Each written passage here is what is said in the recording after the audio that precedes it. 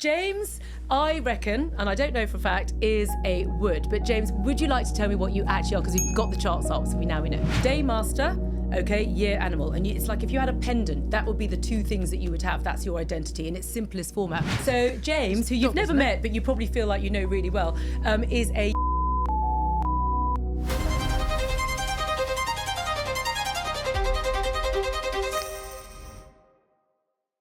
Hello and welcome to Own Your Health with me, Katie Brindle. And the episodes at the moment have gone completely and utterly off brief, okay? Because basically James keeps asking me questions and I keep going, roll the camera. And now we've gone down a complete sideline and everyone's super interested in BaZi reading and they all want to know about themselves. So I said, you know what? Let's just pause. We were going to do bad breath, but we're not.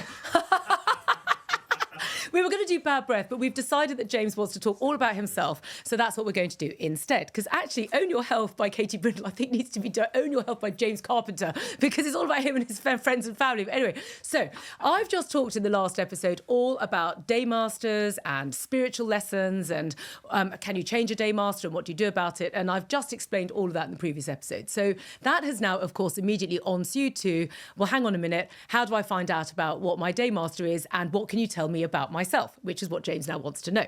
So luckily for the other people in the studio, there's 4 of them. Now they all want to know because they're all different. So just to let you know that when I was delivering the last podcast, I was talking a lot about woods. Now, that is because I am a BaZi chart reader by career. So I'm pretty good at working out what people are, just kind of psychically and intuitively. So I was using wood as my example because I thought I guarantee that James is a wood just because I'm used to working with you now and I can see how his modus is. And he likes to problem solve and I can see he gets pissed off with things if they don't run smoothly because he likes to be in charge and you can't tell him what to do because he's got it all under control and blah, blah, blah. So I'm thinking, I guarantee he's a wood. So, and also my husband is a fake wood, so I'm really used to woods. Okay, I know what they're all about. So anyway, we've now pulled all the charts up. So now what everyone wants me to do is, of course, tell them about themselves. So I do invite you to pop onto my website at this moment in time, if you can. And if not, just enjoy the episode. I'll just make you laugh instead. Okay, and find out your daymaster. Okay, because it's there for you to see. It's free. And then there are free fact sheets about all the different daymasters. Okay, they are either fire, earth, metal, water, or wood. You are going to be one of those 5, okay? And that for all that free stuff, you're going to find out a whole load of really juicy things about yourself. So without any preparation whatsoever, I hasten to add, this is like Paul Daniels' magic show here, I am now going to tell everyone in the studio about themselves and they can't wait. So that's why we've done a stopgap on bad breath and we're all about James. So James, I reckon, and I don't know for a fact, is a wood. But James, would you like to tell me what you actually are? Because we've got the charts up, so now we know. Okay, yes, so is it dragon? I bet you're a dragon. Yeah, is it earthly? Yeah. Earthly branch. Yes, and it's down in the year. Yeah. And you're a dragon. Dragon. So James, who you've never met, but you probably feel like you know really well, is a yang wood dragon. Okay, so what does this mean? So yang woods. Okay, now, when you have a yang wood energy, it is very dynamic, okay? You have to think of springtime, okay? So springtime is a very dynamic, forceful energy frequency, and it's got everything under control. Okay, the wood element is very much about decision-making, it's about planning, it's about organising, it's about structuring, and above all, it's about being in charge. So you will find with yang woods, they absolutely do not like having a boss. They will be self-employed, or they will be a freelancer, or they will basically be in charge of what it is that they have to do, and they're very good at working with people, but ultimately they get the final say because they're in charge, and so they call the shot. And so they're really good at being bosses. You often find benevolence and compassion and sort of thoughtfulness and kindness comes also when you have a wood in balance, that you will get that energy frequency as well. So they actually do make extremely good leaders, okay, because often they will make good judgment. The reason they like being in charge is they're actually naturally good at it, and therefore they will get very exasperated if some other muppet has taken over and they're second in command and this idiot's making all the wrong decisions and they know it. They can't cope. So they're like, oh, just give it all to me and I'll just do it. Now, the other thing about woods is that the energy of the wood frequency is very dynamic. So they're very good at working. So you actually if you want to have a project well run and you want it to go successfully and according to time and be properly delivered and all done correctly, and you want someone to work hard, you definitely want a good yang wood at the helm because they will work really hard, okay? And they will work all the time because they've got so much energy, they're constantly on it, okay? Now that can be quite exhausting because often you find with yang wood people that they find it very hard to switch off because they've always got something to do. So this could manifest itself at home, whereby it could be the partner could be going, darling, why don't you just come and relax for a bit? Oh, I've got so much to do. Okay. Oh, no, I can't. I've just got to do this. And then I'll do that. Everyone's literally, James is like, oh my God, actually stop the camera, stop rolling. Right. Okay. So basically at home, their partner will be going, darling, could just come and relax. Just come and watch telly. They have to be always doing something. Okay. They've got to physically doing something all the time. So if they are going to relax and watch TV, they've probably got their phone out at the same time because they've got to just answer an email at once because everyone needs them and everything relies on them and they can't possibly stop it because it would all fall apart if they weren't at the helm making all these decisions. So that is very much the Yang Wood character. Now, the thing about the Yang Wood is you've got to be careful, okay, because they can actually work themselves to sickness. You can watch it because you're not a machine, Yang Woods. Okay, you have to relax. There is a balance in life between doing, which you're really good at and comes naturally, and being. And here is the life lesson that actually what we're here to cultivate, and this is what we need to understand, is that in this 21st century crazy world where AI is about to take over, so human beings right now are like, we're having to work like machines, aren't we? If you think about 100 years ago, we had far more downtime than we have now. Now, we literally say, I'm not a machine. Well, wood people are about as close as you're going to get to a machine. They're pretty robotic in terms of what they can deliver. But ultimately, we're not machines. We're humans. And we're humans going through a deep spiritual evolution right now. And this is the other aspect of wood, because what is wood actually about? Never mind the work ethic. What are they here to do? The wood is about the blueprint of the soul. I mean, that's like the favourite drop of gold, which I love telling people about. The blueprint of the soul. The blueprint, why you're here.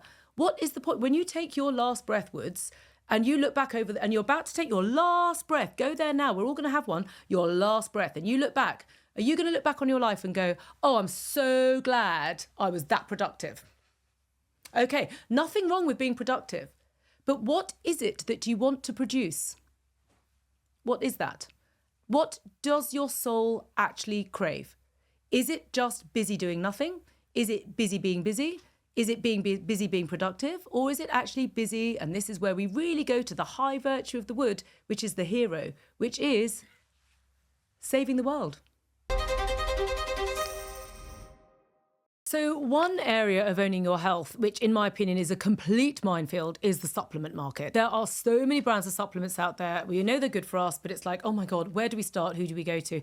And this is why I'm really, really proud to be talking about DR.VEGAN. Now, DR.VEGAN is on a bit of a mission, just like me, because they want to help you own your health. So one of the things that we need to be very careful about is the planet. So we need to think about the packaging. We need to think about the bulking agents. We need to think about the fact things are vegan. DR.VEGAN offers all of that. No bulking agents, no toxicity. All of the packaging can be biodegradable. Everything's been scientifically proven. Everything's been tested and everything ultimately works. Now, I'm really proud to be talking about this brand, and they have a range of different supplements that you can take. They have on their website a free service, which is a free online diet profile, which has been expertly designed by nutritionists. So with that, DR.VEGAN is very happy in return for the fact that I've been banging on about them so much because they're so good, to give us a 25% discount. And the 25%, you just put Brindle25 into your checkout and you will get 25% off your first order. Because isn't the world worth saving? Most wood people tend to think about the future. Why? Because the absolute key component of the wood frequency, legacy. Because it's a tree. And what do trees do? They outlive the human lifespan. They leave behind a legacy. And what is that legacy? A statue of some bloke that was in charge of the slave trade, of which there are many where I live in Bristol, which makes my skin crawl. What are those statues doing? A legacy of a street name or a legacy of naming a disease after yourself? Is that your legacy? Is that what you want? Oh, you've got Addison's, you've got Parkinson's. Great, this name, Parkinson's, suffering. Is that what you want? I was a slave trader. Look at me. Here's a statue erected about myself. This is what I did. I traded human lives in the most barbaric possible way. Everyone look up to me. Really? Really? Is that what you want? Or would you like to leave a light legacy? A light legacy. A legacy like Beatrix Potter, who basically used her fees from her books to buy the Lake District, which we all go and enjoy because she preserved it. That kind of legacy. So what is the legacy? And the exercise I would always invite all woods to give is to really Use your planning agent to the best of its ability to its highest possible spiritual purpose and decide what is it that you would like to produce, and really make sure that you sock it to its highest possible caliber and its highest possible frequencies, because at that moment in time, when you do exit your life, which you will do at some point in time, you will indeed at that point look back over your life and go, I am so glad that I worked so hard to do this brilliant thing, because there are going to be millions and millions of benefactors, whether they are animal or human or plant or whatever, or energetic, or whatever it is, which are going to benefit from the legacy of my lifespan here on Earth when I'm at that point of exit. Now, just to finish this, because it is super interesting and James clearly likes it, so he's not hit stop yet, is this James, who you now know so well, he's a dragon. And that's the second bit. So when you have BaZi readings, now when you come and see me for 2 whole hours, by the way, because this is just 10 minutes and everyone's riveted, okay, you get 2 hours of this and it's all recorded for obvious reasons, okay? But when you do the quick fix stuff, which is the stuff which is all the free stuff on the website, the second thing that you need to look at is the year animal, okay? So day master, okay, year animal. And it's like if you had a pendant, that would be the 2 things that you would have. That's your identity in its simplest format. And the year animal in this instance is a dragon. Now, that is really interesting because it just adds a little bit of extra texture, colour and flavour to this already kind of really interesting stuff over here, which is the dragon is the only animal in the Chinese zodiac which it's not an actual living creature. You know, the zodiac is full of roosters and pigs and dogs and snakes and rats and oxes and I can't think of anything else, but yeah, goats, you know, the rest of it. But basically there's a dragon in there and you think, well, hang on a minute, there's no such thing. Like, dragons don't actually exist. Okay, dragons are all over the place. They're in culture, they're in flags, you know, there's all sorts of, you know, dragons being killed by all sorts of different people, St. Patrick in Ireland and, you know, St. George in the UK killing all these dragons. These poor old dragons. What's that all about? And the dragons guard the temples in China and Shih Tzus were made to look like dragons because they chase off the evil spirits. What is that? Well, according to sort of the ancient theories, is that the idea of the dragon energy, which is what it is that the dragon is an energy frequency, and it's an energy which connects heaven to earth. Lunar New Year celebrations, you will always see that they dance the dragon. Okay, and the dragon goes up and down. If you ever look at it on YouTube, you'll see the dragon goes up and down. Why? Because they're connecting heaven to earth. And that is what the dragon does. So dragons don't like the nitty-gritty of earth after a while. It gets too much for them. If it all gets a bit soggy and boggy down, it all gets a bit tough, they don't like it. They want to go up into their creative space where everything's high and everything's light, okay, and everything's divine and it's really inspiring, and they want to go back up there. But they can't stay there, because the dragon is the connector frequency. They're not angels. They bring the energy down and they take it back up again. They mix and they make the world a better place.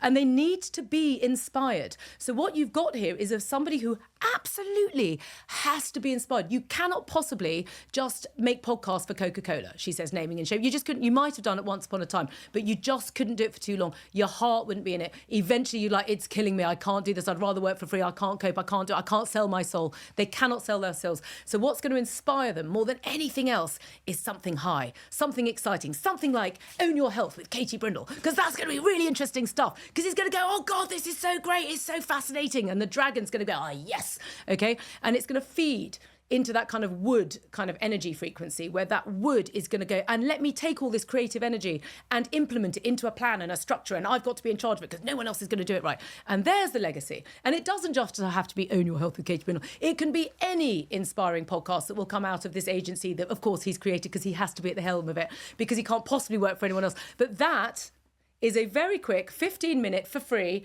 summary, and James is blushing and laughing and I think crying, but literally like go, oh my God, I feel really, really like disarmed over here.